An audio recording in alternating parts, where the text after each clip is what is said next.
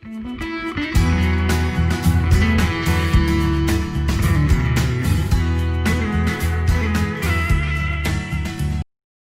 सारा सीख चुके हैं।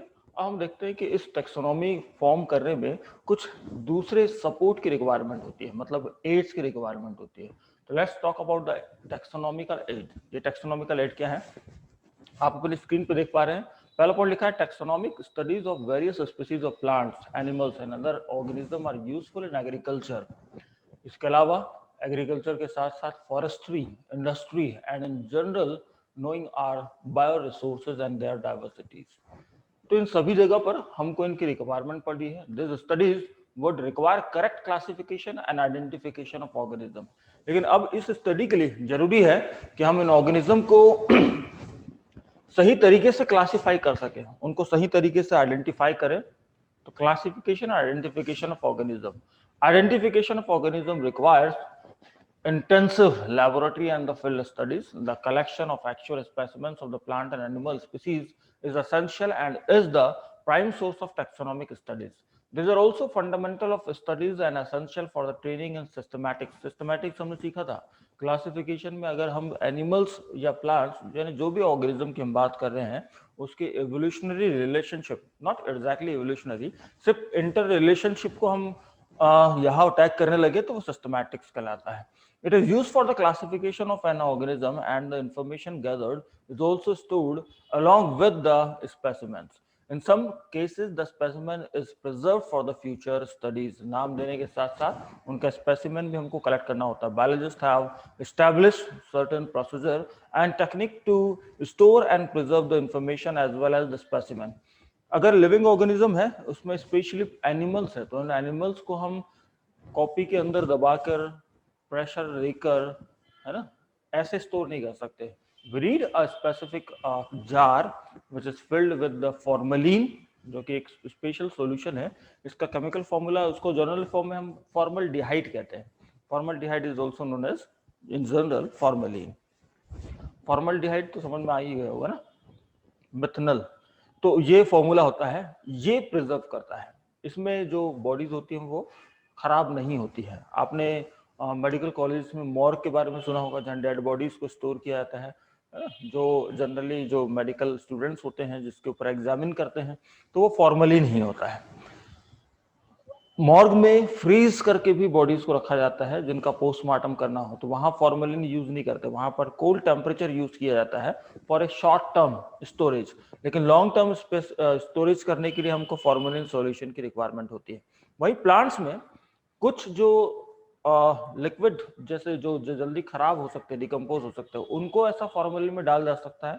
अदरवाइज बाकी प्लांट्स में फ्लोरल पार्ट हो गया, लीफ हो गया, या कुछ दूसरे स्पेशल मॉडिफिकेशन ऑफ लीफ है, उन सबको हम प्रेशर देकर ड्राई करके स्टोर कर सकते हैं। तो ऐसा जो है, this is called the herbarium. तो हर्बेरियम हम देख रहे हैं, हमारे पास स्टोरेज है, बहुत सारी अलग अलग फाइल है। इसको अगर जो बड़ा करके देखते हैं तो आपको ये दिखाई दे रहा होगा कि ये क्या बताना चाह रहा है। लेट्स सी, यहाँ पर आप देख रहे हैं, देखो बुक ओपन है, आपको क्या दिखाई दे रहा है, एक लीफ दिखाई दे रही है।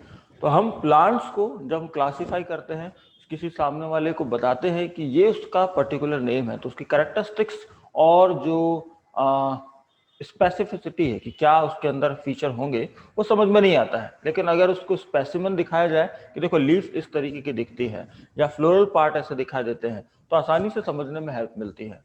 तो ये जो पार्ट्स थे, प्लांट पार्ट्स, उनको हमने ड्राई किया विथ प्रेसिंग, प्रेस करने के साथ साथ ड्राई करते हैं और इस तरीके से पेस्ट करके उसकी इंफॉर्मेशन को जब लिखते हैं, ऐसा एक एड क्या कहलाता है, दिस इज कॉल्ड हर्बेरियम। ठीक है, तो ये हर्बेरियम था। इस हर्बेरियम के हेल्प से हम स्टडीज करने में हेल्प ले सकते हैं। हर्बेरियम फॉर्म करने के लिए हमको कुछ टूल्स की रिक्वायरमेंट होती है। तो tools use for the plant collection and preservation, पहले नाइफ चाहिए, सीजर चाहिए, डिगर चाहिए, वस्कुलम चाहिए, plant press and herbarium sheet. तो ये सारा कुछ हमको apparatus चाहिए होता है। तो ये ऑलरेडी हम पढ़ चुके हैं। बॉटेनिकल गार्डन्स के बारे में हमने बात की थी। यहाँ इंपॉर्टेंट बॉटेनिकल गार्डन्स क्या है, कीव इंग्लैंड, अगर पूरे वर्ल्ड में देखा जाए। इंडियन बॉटेनिकल गार्डन की बात करें तो Howrah India and the national botanical research institute Lucknow. तो ये पॉइंट्स आपको ध्यान रखना है कि रिसर्च इंस्टीट्यूट वो लखनऊ में है, botanical garden India wise Howrah में है, और वर्ल्ड में अगर देखा जाए फेमस बॉटनिकल गार्डन एक ही नहीं है, बहुत सारे हैं। फेमस की अगर बात करें पुराना, तो वो कीव इंग्लैंड में है। म्यूजियम, हमने रमन साइंस की बात की थी, अपने नागपुर में प्रेजेंट है। ऐसे बड़े बड़े म्यूजियम हो सकते हैं, लेकिन हर्बेरियम के अलावा भी ऑर्गेनिजम्स के स्केलेटल या ऑर्गेनिज्म के फॉसिल्स या स्टोन या मॉडल्स या फिर कुछ पोर्ट्रे या फिर सिनरीज, इन सबको कलेक्ट किया जाता है, जिनके थ्रू हमको हिस्ट्री या फिर हमारी एंसेस्ट्री या फिर ओरिजिन ऑफ ऑर्गेनिजम्स के बारे में पता चले। This collection is called the museum. तो म्यूजियम में किसी एक टाइप का नहीं, बल्कि वैरायटी ऑफ जो एड्स हैं हम उनको यूज कर सकते हैं, जो हमारे नॉट ओनली साइंस, जो हिस्ट्री के बारे में भी बताता है। जूलॉजिकल पार्क्स जो है, ये स्पेशली एक जंगल का हिस्सा है ना। कुछ जो स्पेशल फॉरेस्ट होते हैं उनको रिजर्व कर दिया जाता है। क्यों रिजर्व किया जाता है? क्योंकि वहां पर कुछ स्पेसिफिक एनिमल्स की लोकेशन होती है। जैसे अगर टाइगर्स ज्यादा मिलते हैं तो उसको टाइगर कंजर्वेशन कर दिया जाएगा, और ज्यादा स्पेशली उनको फोकस किया जाएगा कि वहां पर टाइगर की पॉपुलेशन को इंक्रीज किया जाए। तो इस तरीके से हम देखते हैं कि सिर्फ फॉरेस्ट में टाइगर नहीं रहते हैं, टाइगर के अलावा भी दूसरे एनिमल्स रह सकते हैं, लेकिन ज्यादा फोकस जो होता है हमारी पॉपुलेशन जिसकी इंक्रीज हो वो टाइगर है, तो इसलिए टाइगर कंजर्वेशन हो गया। तो अलग अलग पीकॉक कंजर्वेशन हो सकते हैं, लॉयन कंजर्वेशन हो सकते हैं। तो ये सारा जो होता है this is called the zoological parks. Zoological park में स्पेशल कंजर्वेशन जो होते हैं वो कुछ स्पेसिफिक एनिमल्स को लेकर होते हैं। एनिमल डाइवर्सिटी में देखा जाए तो अलग अलग variety of animals we can observe. यहाँ आपको 4 डायग्राम्स जो एनसीईआरटी में दिए हैं वही मैंने लिए हैं। यहाँ पर आप टाइगर देख सकते हैं, है ना, इसे हम टाइगर ही कहते हैं ना, कि लॉयन कहते हैं। तो ये भी अच्छे से आप डिफरेंशिएट कर सकते हैं। This is tiger not lion. Lion का मतलब होता है यहाँ पर इसका एक हेयर्स का जो बल्ज होता है, जो ज्यादा दिखने में बड़ा दिखता है, बट वेट वाइज देखा जाए तो टाइगर का वेट लॉयन के वेट से ज्यादा हो सकता है। कीज, अब इस टेक्सोनॉमिकल की को टेक्सोनॉमी को समझने के लिए हमको एड के अलावा कीज ये चाहिए होती है। की इज अनदर टेक्सोनॉमिकल एड, तो ये भी एक तरीके का टेक्सोनॉमिकल एड है use for identification of plants and animals.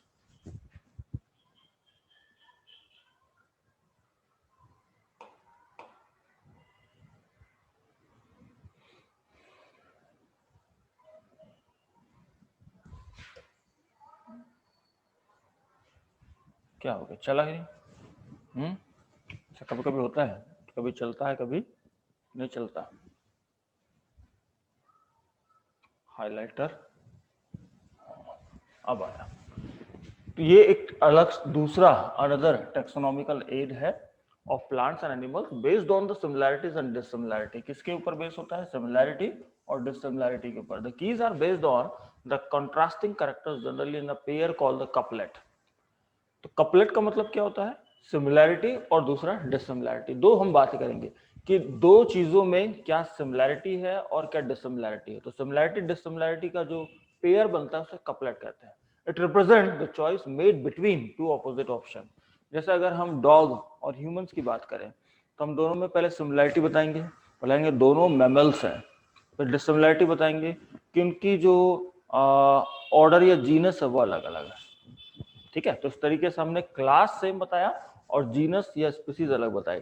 तो ये जो बताया हमने, ये एक पेयर है, उसको हम बोलेंगे कपलेट। इसमें होता है, इसमें नहीं होता है, एक दूसरे से लिंक है।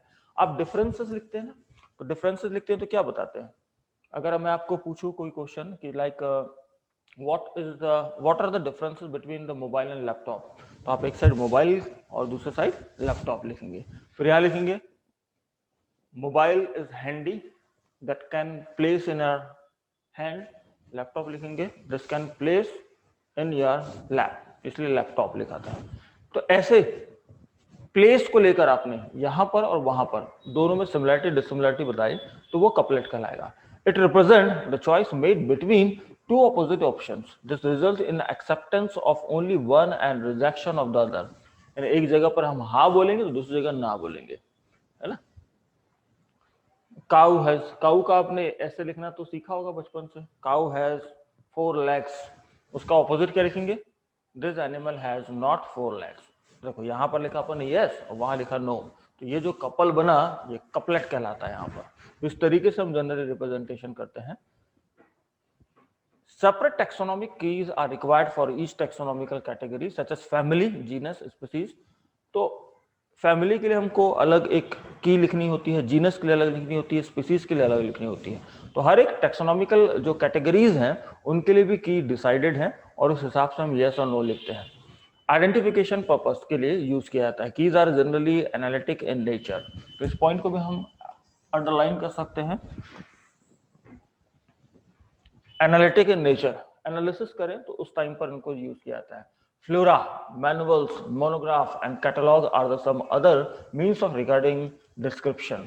तो एनिमल्स, प्लांट्स, इनके डिस्क्रिप्शन को रिकॉर्ड करने के लिए हम दूसरी कुछ चीजें यूज कर सकते हैं, like flora, monograph, manuals, catalogues. तो ये मैं आपको दिखाऊंगा अभी, तो हम इनकी मीनिंग समझेंगे कि ये क्या है।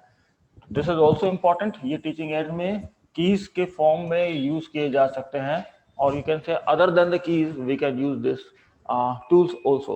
They also help in correct identification. Flora contains the actual account of habitat and distribution of plant of an given area. Flora की मीनिंग दी हुई है। फ्लोरा क्या करता है? फ्लोरा एग्जैक्टली वो इंफॉर्मेशन है जिसमें हम जो प्लांट्स या एनिमल है वो किस एरिया में रहता है, यानी उसका हैबिटेट क्या है, उसका जियोग्राफिकल डिस्ट्रीब्यूशन क्या है, उसके बारे में मेंशन करते हैं, तो फ्लोरा कहलाएगा। तो फ्लोरा में प्लांट्स ही करना है आपको ना, एनिमल्स नहीं करना है। तो फ्लोरा मतलब प्लांट्स का distribution. This provide the index of the plant species found in the particular area. Manuals क्या होते हैं? तो manual are used in providing information to और for identification of names of species found in area.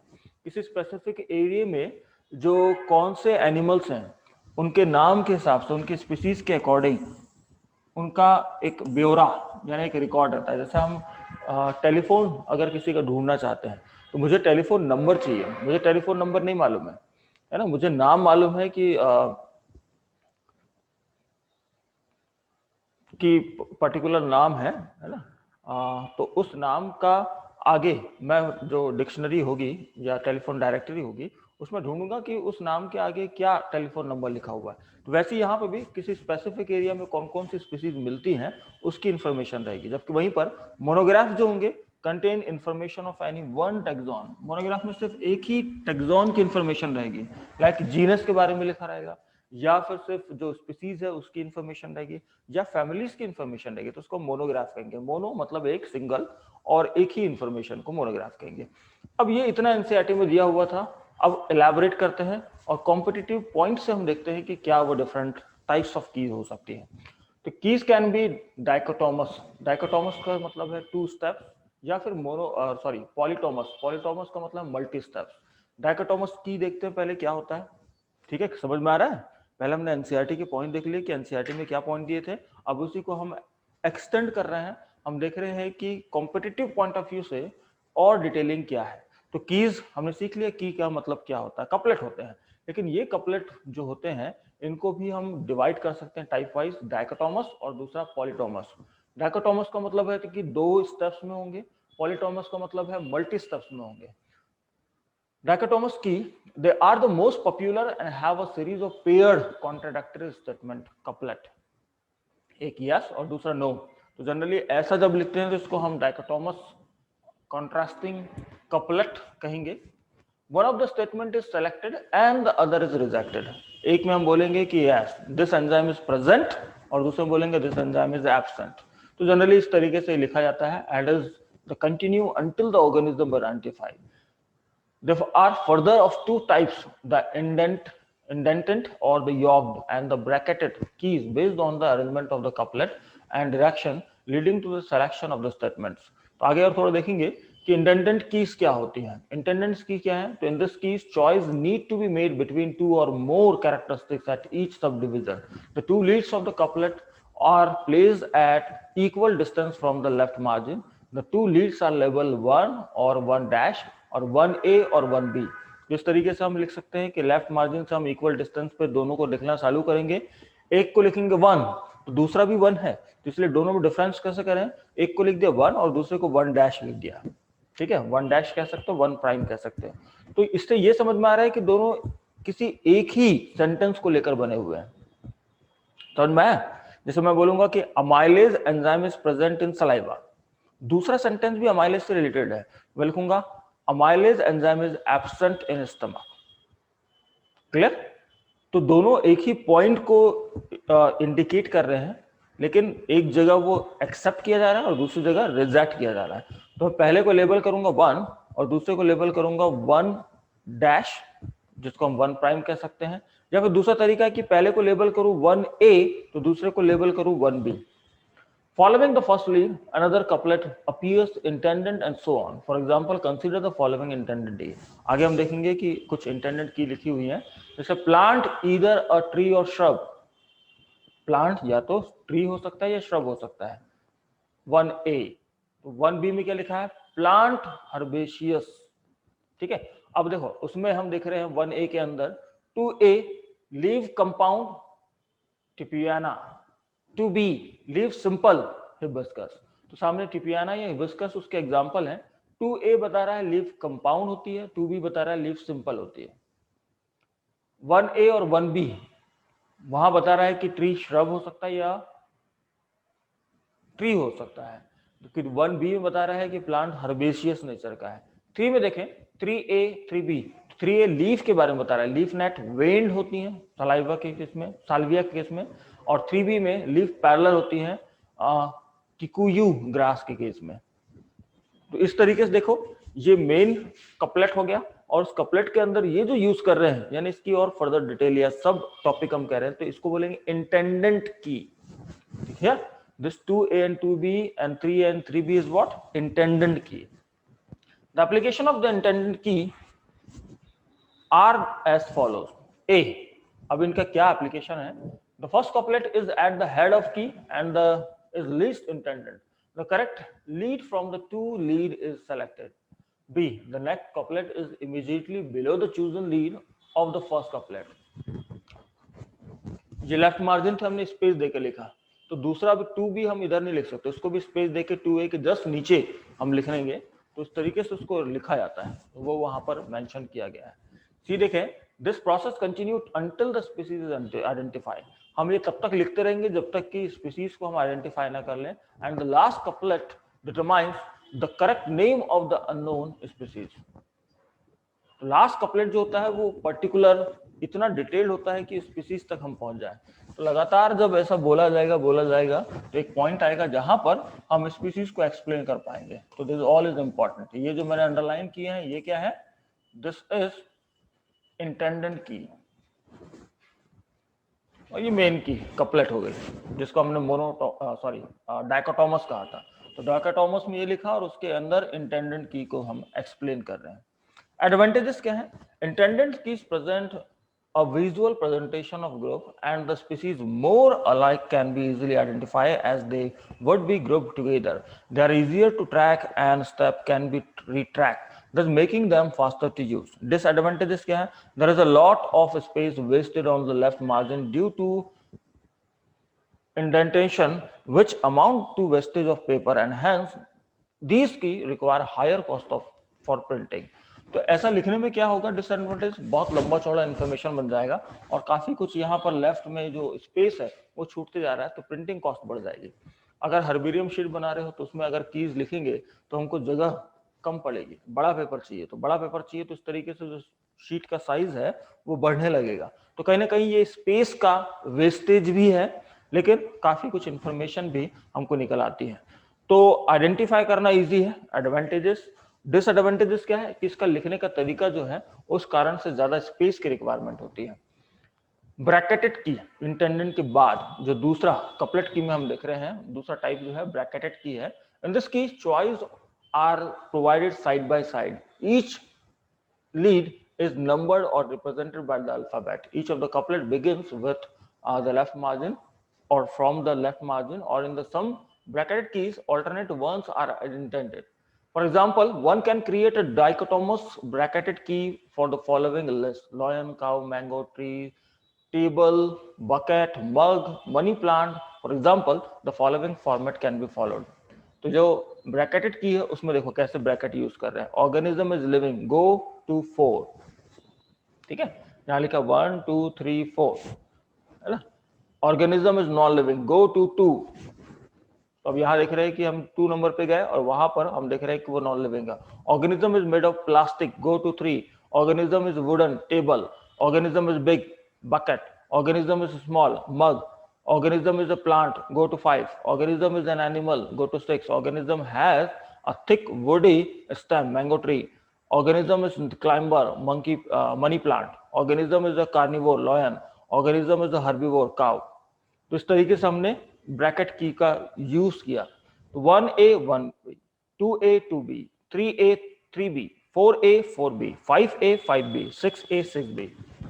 तो couplet तो है ही, couplet के साथ ये जो यूज कर रहे हैं this is what, this is the bracketed की। ये जो लिखे हैं ये ब्रैकेटेड की नहीं है, तो ये पॉइंट भी आपको समझना है। आगे बढ़ते हैं। The application of bracketed keys are as follows. क्या एप्लीकेशन है, तो इसको आप रीड कर सकते हैं। 1 to 5 यहाँ एप्लीकेशन लिखे हुए हैं, फटाफट रीड कर लेते हैं और उसके बाद हम और आगे बढ़ेंगे। और ध्यान रखना है कि ये बहुत ज्यादा इंपॉर्टेंट नहीं है ना, इसमें नीट में इतने ज्यादा डिटेल क्वेश्चन ये ब्रैकेटेड और इंटेंडेड की से जुड़े हुए नहीं आते। The first couplet is at the head of the key and the number 1 और represented as a. The correct lead is chosen after reading both the leads. Second जो बोल रहा है the next couplet is followed is shown by the number alphabet at the extreme right of the chosen lead. Third लिखा है after moving to the referred couplet the next couplet is followed is represented by the another number alphabet at the extreme right of the chosen lead of the referred couplet. Fourth is this process continue till the species is identified. Fifth लिखा है the last couplet determines the name of the unknown species which is given at the right side of the chosen lead. Advantages की बात करें तो क्या advantages है, as all leads start at the left margin with no identification, space utilization is efficient and hence they minimize the paper wastage and reduce printing cost. तो यहाँ bracketed की intended की से ज्यादा अच्छा क्यों है, क्योंकि हमने उसको नीचे नहीं लिखा। हमने कैसे लिखा, ये लिखा था उसके आगे ही हम ब्रैकेट में देके लिख दिया, अदरवाइज नीचे लिखते हम तो नीचे लिखते तो जगह वो वेस्ट करता, तो यहाँ पर जगह बचाई जा रही है। तो ब्रैकेटेड की का ये फायदा है कि ये जगह कम यूज कर रहा है और बहुत शॉर्ट में लिखा जा रहा है। एंड डिसएडवांटेज देखें, अ convenient interpretation of the visual representation is not possible in bracketed keys in which the closely related species may be scattered throughout the keys. तो कई बार अगर स्पीसीज काफी क्लोज है, स्नेक में अगर देखें स्पीसीज लाइक कोबरा और वाइपर, तो हो सकता है कि लोग इसको आसानी से डिफरेंशिएट नहीं कर सके जब तक कि उनकी पिक्चर न दिखाई जाए। तो कहीं ना कहीं ये जो ब्रैकेटेड की है उसमें इतना माइन्यूट डिफरेंस हम कवर नहीं कर सकते, तो ये इसका डिसएडवांटेजेस है। पॉलीटोमस की मतलब जहां पर मल्टी स्टेप्स है उसको मेंशन किया गया है, इसको बस रीड कर लेंगे, है ना, मैं पढ़ा नहीं रहा हूं, ये आपके रेफरेंस के लिए था। यहाँ पर हमारा चैप्टर फिनिश होता है। I would like to congratulate कि हमारा फर्स्ट चैप्टर फिनिश हो चुका है। इससे रिलेटेड कुछ क्वेश्चंस है, अगर आपको क्वेश्चन बनते हैं मतलब चीजें आपको समझ में आई। लाइक पहला क्वेश्चन लिखा है which is the most preferable intended और ब्रैकेटेड कीज, दोनों में से कौन सा प्रेफरेबल है, तो जो हमने पढ़ा ब्रैकेट। देखिए आंसर क्या है, each of the two types have equal advantages and disadvantages. However, botanists prefer the intended key due to the following reasons. First, closely related species are grouped together and can be easily identified. B, it is easier to track and retract steps if a wrong move is made. C, they are faster to use. ठीक है, तो intended जो होते हैं, first वाला intended, this की is generally used, उसके कुछ एडवांटेजेस भी यहां लिखे हुए हैं, है ना, ब्रैकेटेड नहीं है। Next question, what are the advantages of polyclave keys. जो पॉलीटोकमस लिखा था ना उसके क्या एडवांटेजेस हैं, तो ये आपको एक बस रीड करके रख लेना है। The advantages of the polyclave keys are that they are easier to use since they allow the users to start from anywhere, work in any direction and start from crossing any characters.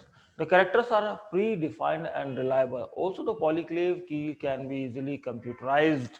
मतलब इसको लिखना आसान है, इसमें ऐसे rules नहीं है कि इसको वन स्टेप नीचे लिखेंगे या फिर लेफ्ट से थोड़ा स्पेस देके छोड़ के लिखेंगे, ये सीधे सीधे बार बार हम एक ही लाइन में कंटिन्यू लिख सकते हैं।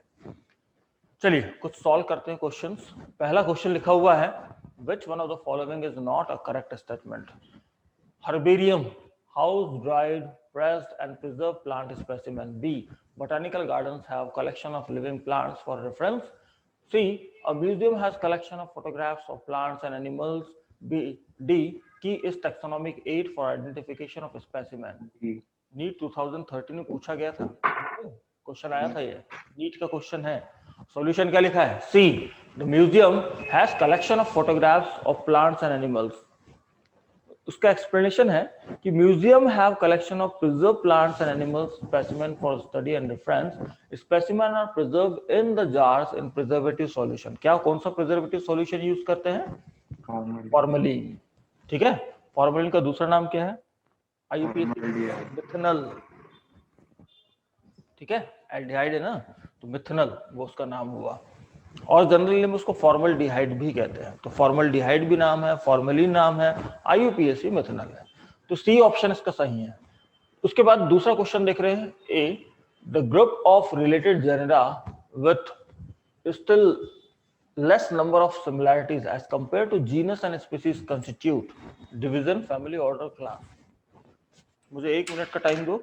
यहाँ थोड़ा सा मैं हाइट करता हूँ ना, आंसर दिख रहे हैं तो इसके कारण से थोड़ा सा जल्दी वो चीज हो रही है. हाँ, तो ये क्वेश्चन आपने पढ़ लिया. A group of related genera still less number of similarities as compared to genus and species constitute. Genus और स्पीसीज की कंपैरिजन में जहां कम से कम सिमिलरिटी मिलेगी वो कौन सा टैक्सोनॉमिक एड है?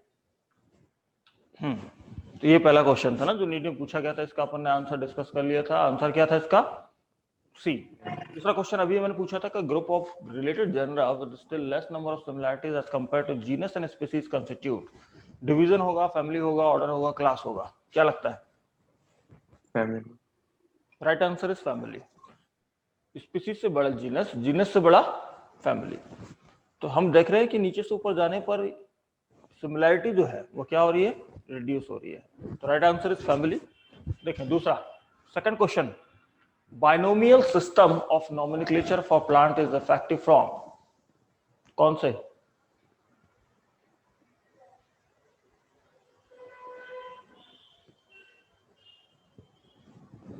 Binomial system of nomenclature for plant is effective from.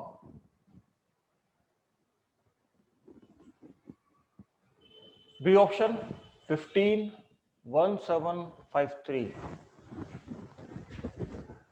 ये डॉट होना चाहिए था ना. 1753 यहां से ये इफेक्टिव हुआ है. लेकिन ये भी आपको मैंने ये बताया था कि इसके बाद 100 साल तक जो भी नाम लिखे गए उनको अभी एक्सेप्ट नहीं किया जाता है. चलो, तो ये एक थोड़ा ज्यादा डिटेल क्वेश्चन हो गया. ये नीट में आने के चांसेस नहीं है. Second, third. The term biosystematic was coined by. किसने इसको कॉइन किया था? Linnaeus, Engler, and Prantl. Third, Camp and Gilly. D, Bentham and Hooker. Camp and Gilly. Right answer is Camp and Gilly. इन्होंने biosystematics coin किया था. Very good. Fourth question. Botanical gardens and zoological parks have collection of endemic living species only, collection of exotic living species only, collection of endemic and exotic living species, collection of only local plants and animals. क्या होना चाहिए?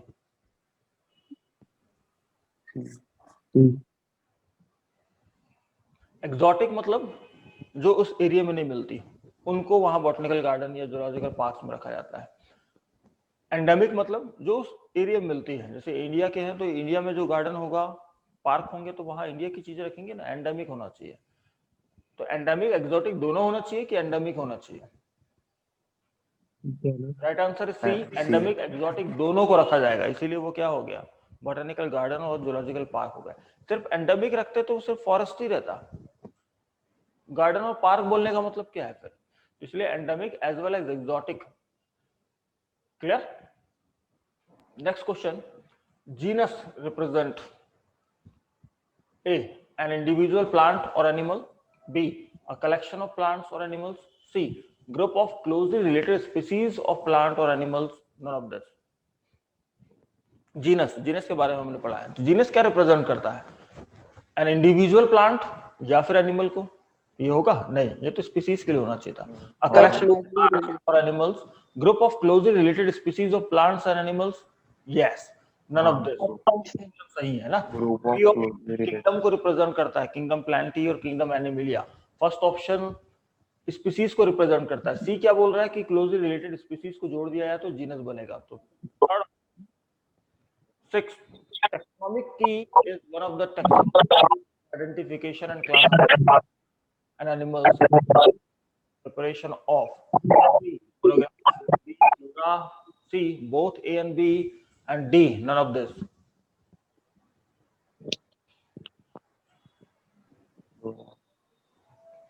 किस चीज में हम इसको use कर सकते हैं? मोनोग्राफ में, फ्लोरा में, दोनों में, none of this. Easy question है.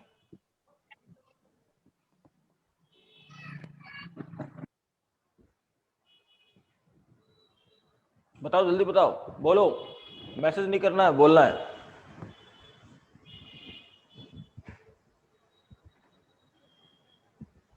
अरे इतना इजी क्वेश्चन नहीं बन रहा तुम लोग को. दोनों में यूज करेंगे ना, मोनोग्राफ में, फ्लोरा में. ठीक है. Next question. All living organism are linked to one another because. सारे ऑर्गेनिज्म एक दूसरे से कहीं ना कहीं लिंक तो है. क्यों? They have common genetic material of the same type. They share common genetic material but to varying degree. All have common cellular organization. All the above. All of. Right. Last answer सही है. All the above. Next question. Which of the following is defining characteristics of living organism? Growth, ability to make sound, reproduction, response to external stimuli. Defining characteristics तो है, लेकिन defining characteristics of living organism is what? Growth, ability to make sound, reproduction, response to external stimuli. ठीक है. response to external stimuli ये preferred एक defining characteristics है living organism के लिए.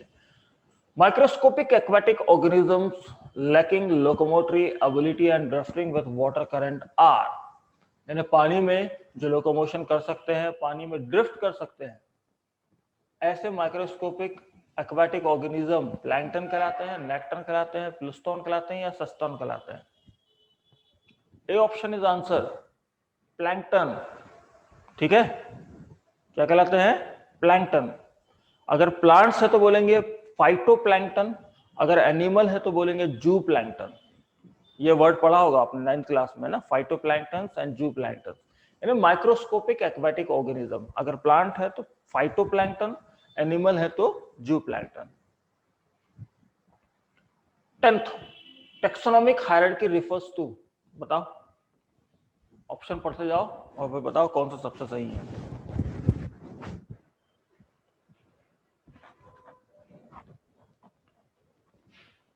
Taxonomic hierarchy refers to stepwise arrangement of all categories for classification of plants and animals. B, a group of similar taxonomists who decide the nomenclature of plants and animals. C, a list of botanists or geologists who have worked on taxonomy of a species or group. D, classification of a species based on fossil record. तो hierarchy, taxonomic hierarchy किस base पर है? ए option is right answer. Clear? Good. Aniket ने बोला था और किसने बोला था साथ में? प्रशिक ने बोला था. Next question. Taxa differ from taxon. बहुत सिंपल सा है. Due to. टेक्सॉन और टेक्सॉन में तो डिफरेंस जानते ही हम लोग. क्या है? देखिए ऑप्शन वाइज हम जानते हैं, लेकिन ऑप्शन के अकॉर्डिंग चलना है answer. This being a higher taxonomic category than taxon. B, this being a lower taxonomic category than taxon. C, this begin the plural of taxon. D, this begin the singular of taxon. Taxa को बोल रहे हैं ना, तो taxa क्या है? Right answer is C, plural of taxon. ठीक है. प्लूरल है ना टैक्सॉन का, इसलिए डी नहीं होगा. अगर लिखता टैक्सॉन डिफर फ्रॉम टैक्सा तो आंसर क्या होता? डी हो जाता. Next question, let's see. The question is classification of organism based on evolutionary as well as genetic relationship is called classification of organism based on evolutionary as well as genetic relationship is called biosystematic, phenetic, numerical taxonomy, cladistic. Confusion किसमें हो रहा होगा? Phonetics, biosystematic और cladistic. Numerical taxonomy तो ऐसे ही हट गया. बताओ. Phenetics? No. Biosystem. Cladistic is right answer. Next 13. Biosystematic में जेनेटिक रिलेशनशिप होती है और अगर जेनेटिक रिलेशनशिप के साथ इवोल्यूशनरी रिलेशनशिप को भी डाल दिया जाए तो क्लैडिस्टिक कहलाता है. हिस्ट्री टिप में हमने पढ़ा था. 13. Which one of the following animals is correctly matched with its particular taxonomic categories? Tiger. Tigris species है. सही है. Cuttlefish, Mollusca, class. Mollusca is phylum. Human, Primata, family. No. Order. Housefly, Musca, order. No. A option is right. Tigris is species. पहला option सही है. अब देखो यहां जितना भी इंफॉर्मेशन लिखी है एनसीईआरटी में दी हुई है. अलग से ऐसा कुछ नया नहीं लिख दिया है ना जिसको आप ना ढूंढ पाए. हाउस फ्लाई का पूरा डिस्क्रिप्शन था, ह्यूमन का था, कटल फिश को बीच में लिखा हुआ था, टेबल बनी था, टाइगर का भी बीच में लिखा हुआ था जब स्पीसीज के बारे में पढ़े थे, स्पीसीज जीनस के बारे में. तो ये दो टेबल से है और बाकी इंटरनल जो लिखा हुआ था वहां से. तो देखो इस तरीके से आपको एनसीईआरटी पढ़नी है ना. क्वेश्चन ऐसे जनरेट हो सकते हैं. Next. Related genera belong to the same variety, family, species, none of this. Related genera जो है, अगर जीनस एक जैसे है, रिलेटेड है, तो उसको हम कहाँ डालेंगे? वैरायटी में डालेंगे, फैमिली में डालेंगे, स्पीसीज में डालेंगे, नॉन ऑफ दिस. बहुत इजी क्वेश्चन है, टाइम लगना नहीं चाहिए. जीनस से बड़ा क्या होता है? फैमिली. बस सिंपल सा आंसर है. स्पीसीज अगर एक जैसी हो तो जीनस में डाला, जीनस एक जैसे हो तो उसको कहाँ डालेंगे हम लोग? फैमिली में डालेंगे.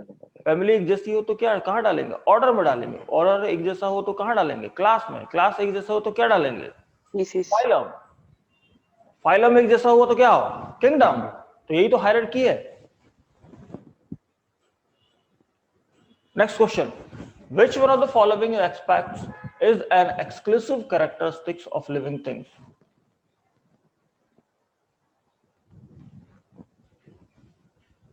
Which one of the following aspects is an exclusive characteristics of living thing? Living thing के लिए कौन सा एस्पेक्ट एक्सक्लूसिव कैरेक्टरिस्टिक्स हो सकता है? पहला, isolated metabolic reaction according to petro. B, increase in mass from inside only. C, perception of event happening in the environment and their memory. D, increase in mass by accumulation of material both on surface as well as internally. and extrinsic as well as extrinsic growth.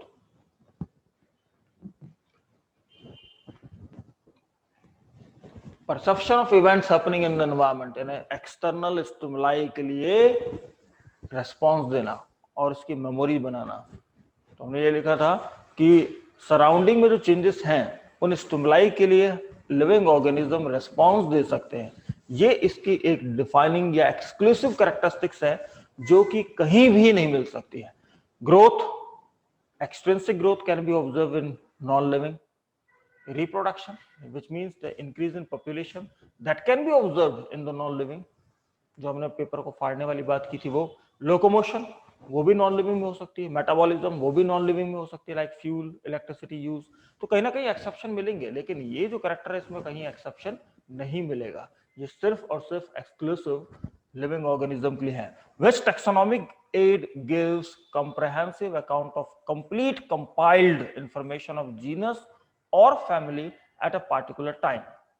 Genus और family के बारे में एक ही समय पे हमको information मिल जाएगी. कहां पर? टैक्सोनॉमी की में मिलेगी, हर्बेरियम में, मोनोग्राफ में या फ्लोरा में. जीनस और फैमिली लेवल की, उस रैंक की हमको इंफॉर्मेशन कहां पर मिलती है? टैक्सोनॉमी की, हर्बेरियम, मोनोग्राफ या फ्लोरा.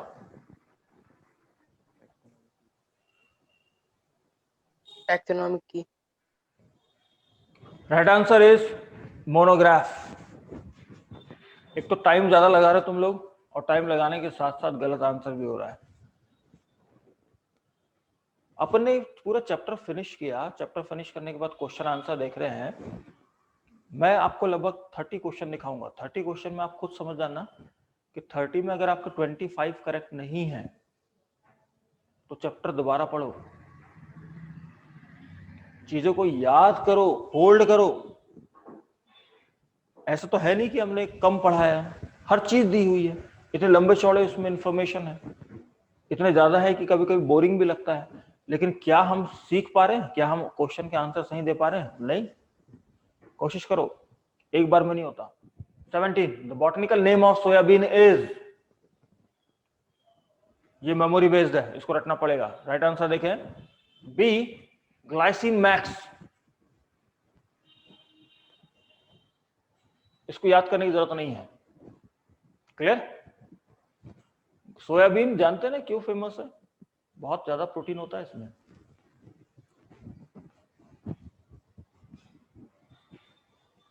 ऑर्जा सटाइवा, ये याद करने की जरूरत है, ये बुक में दिया है, एनसीईआरटी बुक में दिया है।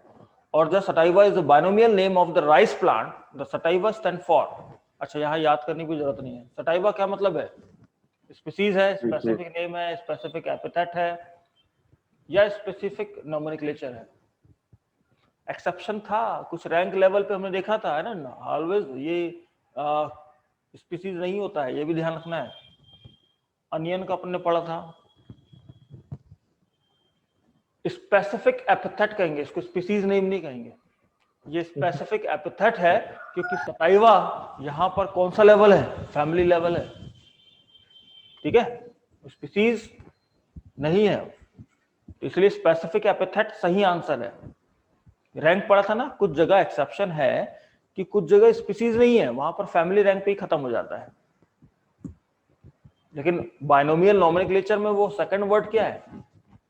जैसे मेरा नाम है विवेक मेश्राम, मेश्राम मेरा सरनेम है, सरनेम। तो वैसे ये जो क्या है, दिस इज स्पेसिफिक एपिथेट। तो स्पेसिफिक एपिथेट स्पीसीज होता है मोस्टली, लेकिन कुछ केसेस में स्पीसीज नहीं होता है, उसका एग्जांपल यहाँ लिखा हुआ है। अनियन में भी ऐसा होता है, एलियम सेपा है ना, उसका जो बॉटनिकल नेम था, वहां ये ध्यान रखना है।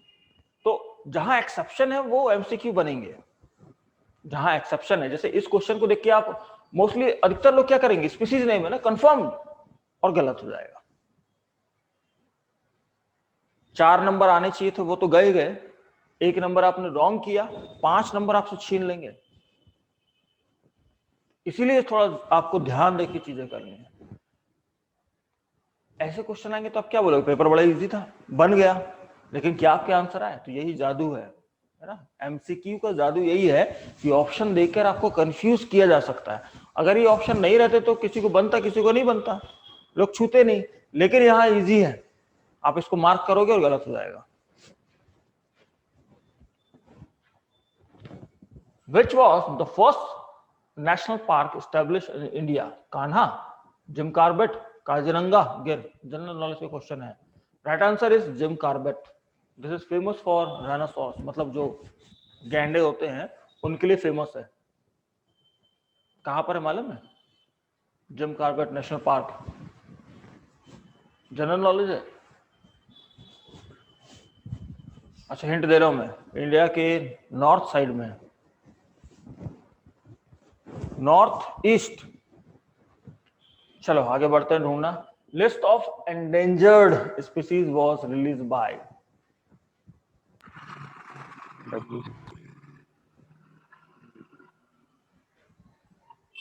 List of endangered species was release by IUCN, BBC, WCC, UN। UN मतलब यूनाइटेड नेशन, उसका कोई रोल ही नहीं है यहाँ पर। क्या है? Right answer is a, IUCN। Taxonomic hierarchy refers to, taxonomic hierarchy refers to what? Stepwise arrangement of all categories for classification of plants and animals. B, a group of senior taxonomists who decide the nomenclature of plant and animal. C, a list of botanists or geologists who have worked on taxonomy of a species or group. D, classification of a species based on fossil record. Stepwise arrangement of all categories. Very good. A option is answer. Next, Okay. biological concept of species is mainly based on. Biological concept of species is mainly based on. किस चीज पर based है? Morphology and external structure and method of reproduction उसके ऊपर, या फिर method of reproduction only, morphological feature only, reproductive isolation?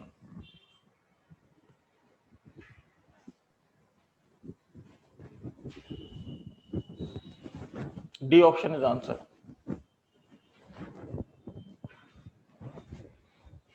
Species मतलब क्या?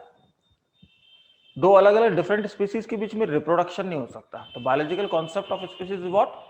ऐसे दो ऑर्गेनिज्म जो रिप्रोड्यूस नहीं कर सकते हैं वो दो अलग अलग स्पीसीज हैं.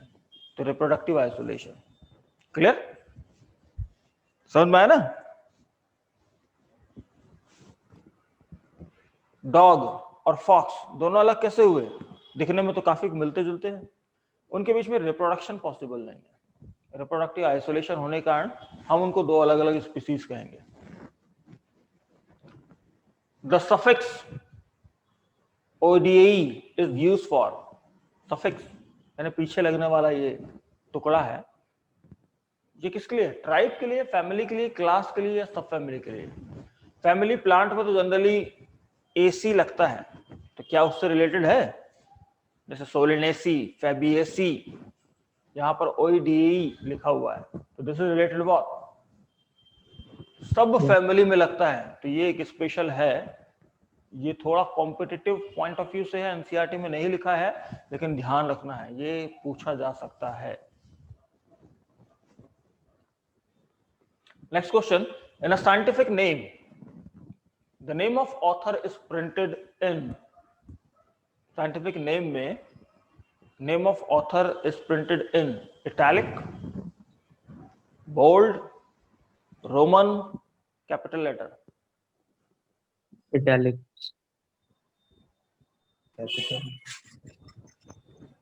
इटैलिक किसने बोला था? अनिकेत ने. और आंसर कनिष्का कोई भी आंसर नहीं दिया तूने आज?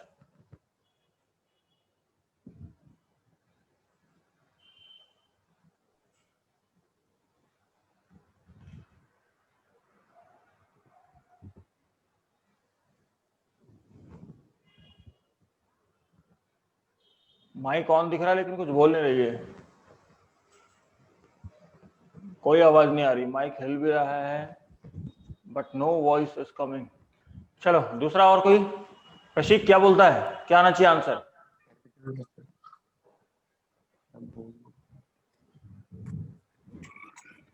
लास्ट में ऐसा लिखा था ना. ये इटैलिक है क्या? इटैलिक है.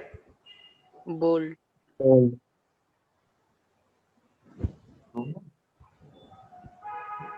तो रोमन ना आंसर सी डी है. कहाँ से आ गया? गलत है. Answer is D, capital letter. ठीक है, आंसर गलत प्रिंट है इसमें. Next. Mayr's biological concept of species is mainly based on morphological trait, reproductive isolation, modes of reproduction, morphology and reproduction. Ernst Mayr, उनका जो बायोलॉजिकल कॉन्सेप्ट ऑफ स्पीसीज है वो किस बेस पर है? हमने ये तो पढ़ लिया था, रिप्रोडक्टिव आइसोलेशन. यहां पर आंसर क्या होना चाहिए? देखो, reproductive isolation. ठीक है. बायोलॉजिकल जो वे होता है स्पीसीज को डिफाइन करने का वो क्या है? Reproductive isolation. बस क्वेश्चन चेंज कर दिया कि Mayr's biological concept of species. तो आप ध्यान रखें, हम बाद में जो पढ़ेंगे डार्विनिज्म भी पढ़ेंगे तो वहां पर भी रिप्रोडक्टिव आइसोलेशन के कारण ही स्पीसीज का फॉर्मेशन होता है. यानी स्पीसीज का मतलब ही है कि ऐसे ऑर्गेनिज्म जो रिप्रोड्यूस नहीं कर सकते हैं आपस में, they belong to the different species. And within a species reproduction can possible. 26. अब ये क्वेश्चन तुम लोग बनाओ. Scientists who developed key for identification of animal, John Ra, Gothi, Cuvier और Theophathus.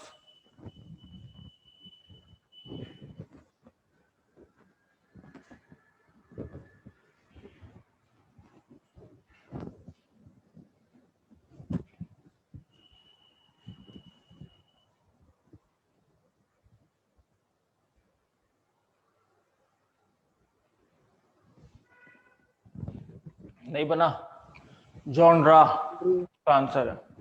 Next question, which of the following is less general in characters as compared to genus? Less general. Species.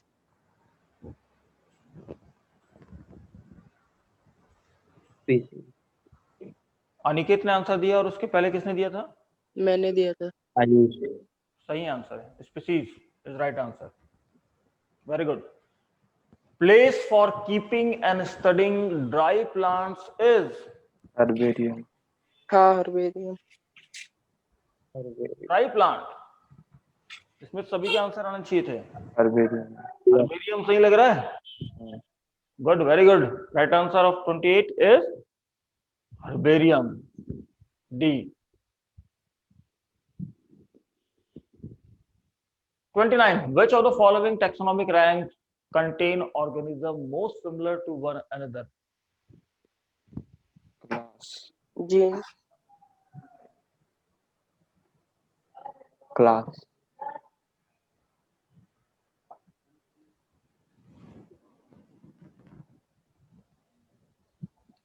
Most similar to one another. Class है। सबसे बड़ा देखिए, genus, species, family, class. Class is right answer. Species क्यों बता रहा? तो answer गलत है के भी। नहीं, क्लास होना चाहिए। नहीं सही है, स्पीसीज। सबसे ज्यादा सिमिलरिटी कहाँ रहेगी? स्पीसीज में ना। क्लास में सिमिलरिटी कम हो जाएगी।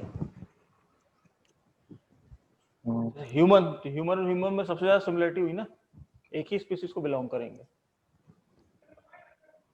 तो contain organism most similar to one another. Organism एक दूसरे से सबसे ज्यादा मैच किसमें करेंगे? क्लास में तो अलग बहुत सबसे ज्यादा डिसिमिलरिटी होगी। सिमिलरिटी ऊपर जाने पर कम होती जा रही है। ठीक है, तो with in species organism are very similar to one another. जैसे ह्यूमन स्पीसीज है, तो ह्यूमन में जो ऑर्गेनिज्म है, we are the humans and we have most similar. सबसे ज्यादा सिमिलरिटी अपन में ही तो होगी। Species is right answer. The generic name of mango is, इसमें तो सभी को बोलना चाहिए ना, लेकिन कुछ लोग बिल्कुल देखते रहेंगे। कनिष्का शांत है, श्रेया बिल्कुल कोई आंसर नहीं दिया, एक आंसर नहीं दिया है। अब तो बोल दो, this is as simple like asking the prime minister of India. A, मैग्निफेरा इंडिका। Very good. किसने डिस्कवर किया था इसको, मैग्निफेरा इंडिका को? ऑथर कौन है? लेनिनियस, है ना। तो LINN अगर हम लिखना चाहें तो वो भी लिख सकते हैं। Right answer is Mangifera indica. अच्छा, जेनेरिक नेम पूछा, देखो फिर गलत हो गया। हाँ, जेनेरिक नेम मैंगो। ठीक है, generic name of mango is what? Mangifera. Mangifera. अपन ने क्या आंसर किया? Mangifera indica. Mangifera indica. Question कैसे आए थे? बहुत इजी आए थे। हम तो ये मार्क करके आए हैं। बाद में आंसर की मिला गलत, क्योंकि हमने जल्दबाजी में ढंग से नहीं पढ़ा था। Generic name of mango is,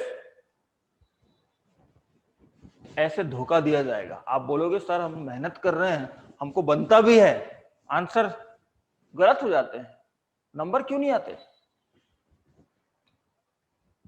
मैं भी पढ़ा तो मैंने भी पहले याद कह दिया, क्योंकि मैं दूसरी जगह बात कर रहा था, मेरा ध्यान हट गया था। इसीलिए जरूरी है कि आंखें खोल कर आप एमसीक्यूज करें। ऑप्शन देखते से ही बोलते हैं अच्छा ये तो मैंगो मतलब मैंगिफेरा इंडिका मुझे याद है, बहुत कॉमन वाला लिखा था ना।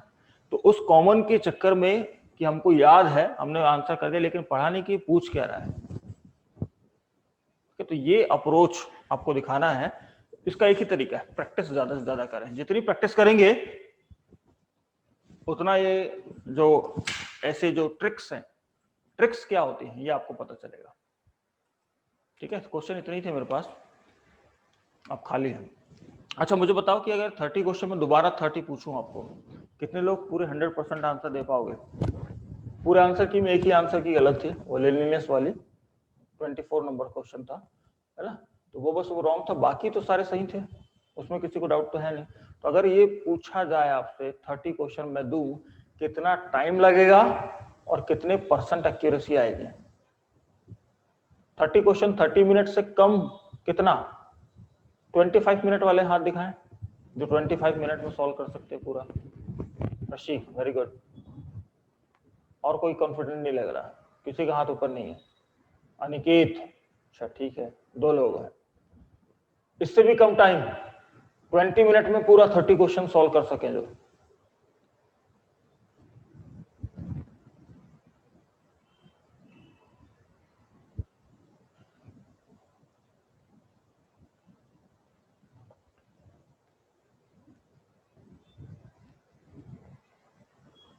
चलो लेट्स सी, मैं क्या कर रहा हूं, अपने चैट बॉक्स ऑन कर लो। जैसे क्वेश्चन दिखाता हूं आंसर लिख के भेज देना। लेट हो गया तो वो वैलिड नहीं होगा, काउंट नहीं किया जाएगा। क्लियर? लेट हो जाओगे तो वो काउंट नहीं किया जाएगा। 1 से चालू करेंगे तो 1A 1B ऐसे लिखना है आपको। 2 क्वेश्चन दिखाऊंगा, 2 का आंसर लिखना है। रेडी? टाइम देख लो, अभी 48 हो रहा है। 15 50 मिनट के लिए मैं आपको दिखाऊंगा, 15 मिनट से भी कम। 1, मैं टाइमर लगा लेता हूं। टारगेट है कि 10 मिनट में अपन को सॉल्व करना।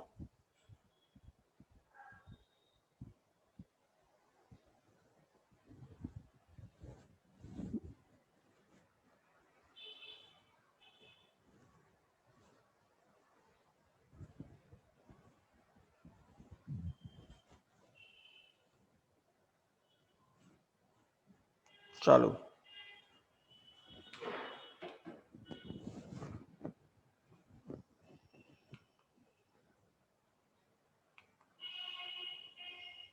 Second question, third question,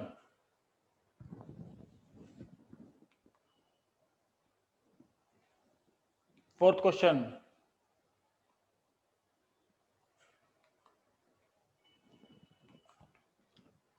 fifth question,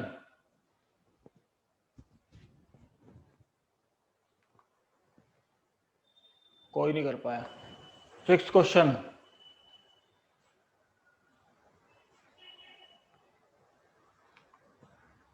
seven question,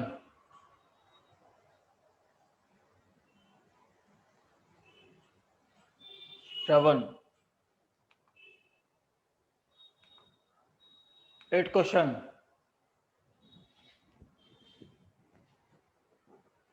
answer 9,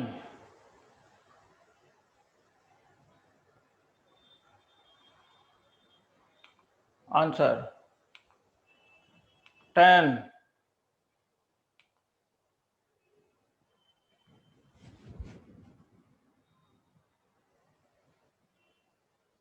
answer 11,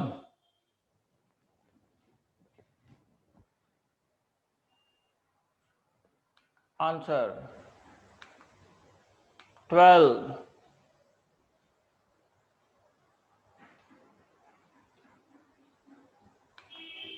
answer 13,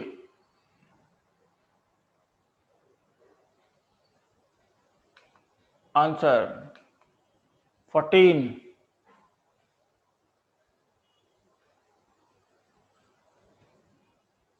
answer 15,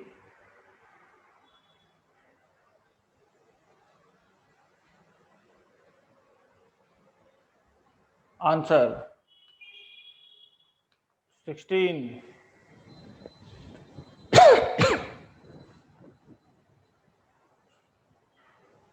answer 17,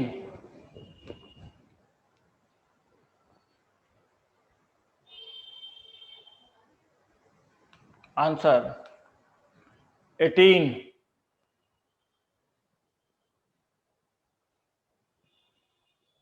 answer 19,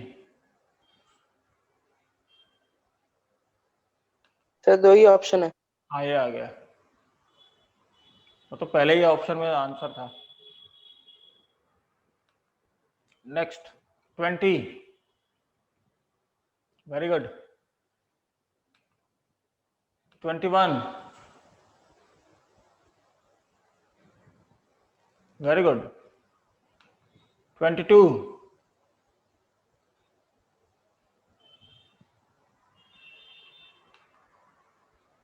answer. 23,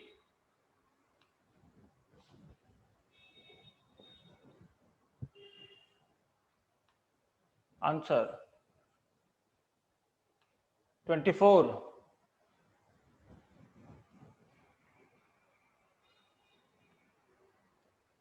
answer. कैसे, इसमें आंसर क्या था अपना? बी था सर, बी बोल्ड। है ना, कैपिटल लेटर। सही है अनिकेत। तो मैंने भी तो दिया। आयुष ने गलत कर दिया, 24 का बी कर दिया। बी तो है ना सर 24 का बोल्ड। डी करना था ना तुझे। ना सर, आपने बोले थे कि बी करना था। भेजा डी। हाँ हाँ क्लियर हो गया ना, क्या करना था? Capital letter is answer. हाँ। 25 का आंसर बी। प्रशीक ने सही किया उसका। अच्छा, अनिकेत ने भी कर दिया था। 26,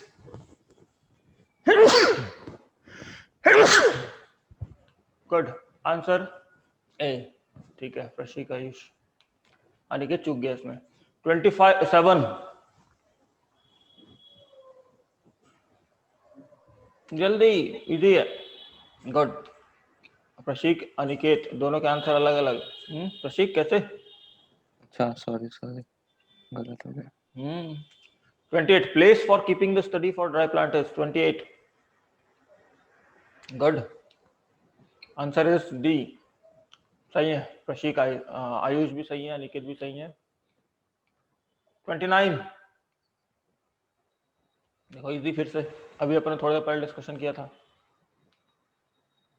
प्रशीक का आंसर आ गया, आयुष का आंसर आ गया, कनिष्का 30 पे बदल गया है, 30 दिखाया नहीं और उसको याद है आंसर। वाह, वेरी गुड।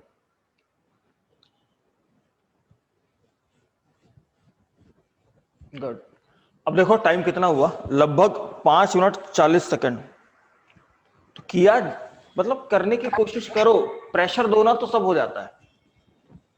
आप खुद देखो, आपने मेरे सामने 5 मिनट 40 सेकंड, उसमें थोड़ी इधर उधर बात हुई हो, खुद करते तो 5 मिनट में कर डालते। 5 मिनट में आप 30 क्वेश्चन कर सकते हो। और आई थिंक, क्योंकि डिस्कशन हुआ था, कुछ जगह पे जल्दबाजी में गलती हुई होगी, है ना। प्रशीक से 1-2 गलती हुई है और अनिकेत से भी गलती हुई है, और मैक्सिमम आंसर प्रशीक ने दिए हैं करेक्ट, उसके बाद अनिकेत ने दिए हैं, और उसके बाद आयुष ने दिए हैं। कनिष्का ने 1 या 2 आंसर ही दिए हैं। श्रेया ने पार्टिसिपेट नहीं किया। पार्टिसिपेट नहीं करोगे तो कैसे पता चलेगा कि कितना सही हो रहा है, कितना गलत हो रहा है? डरना नहीं है ना। जरूरी, मतलब हो सकता है कि अभी हार गए, नो प्रॉब्लम, आगे नहीं हारोगे, इतना टेंशन नहीं लेना है। लेकिन अगर ऐसे कोशिश करोगे, सिलेक्शन क्यों नहीं होगा तुम्हारा? होगा, क्यों नहीं होगा? असंभव नहीं है बिल्कुल।